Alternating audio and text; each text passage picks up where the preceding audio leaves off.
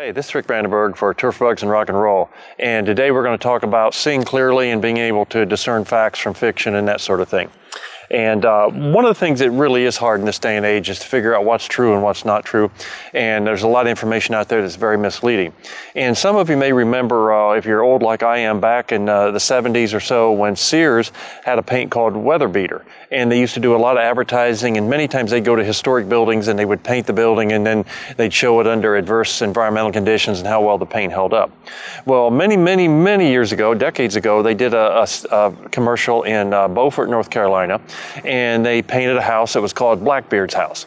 And they painted it, and then they showed in the commercial how it was being hit by a hurricane, and then they showed afterwards how the paint held up and that Sears Weather Beater paint was the best paint on the market. Well, the reality of that is there is no Blackbeard's house in Beaufort. Blackbeard did not live in a house in Beaufort. Blackbeard was a pirate. I think he died in like 1718. But there was a house that was built there sometime around 1709, and Blackbeard apparently stayed in it a few times when he was in port, probably with one of his lady friends.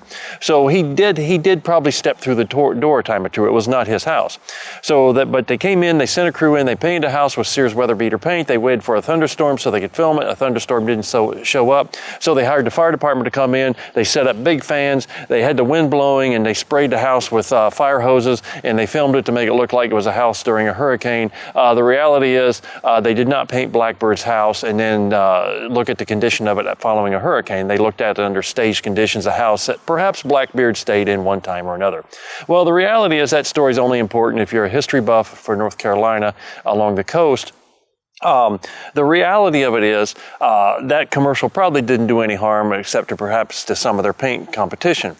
But it really is hard to figure out what's correct and what's incorrect.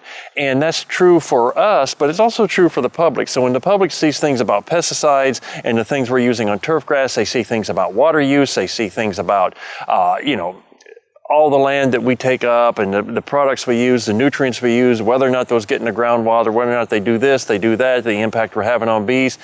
They don't know what's misleading and what's not. And we have to understand that. So when people ask questions, we just simply have to understand that they've got an information source that they assume it's accurate. It makes sense to them, but it may not be correct. So as I've told you in the past, we just can't look at these people when they ask these questions or they say these things or they show you an article that says this or that and think they're not very well educated or not very intelligent.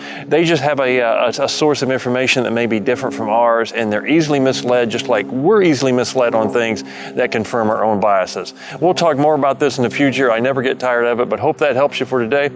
Talk with you again soon.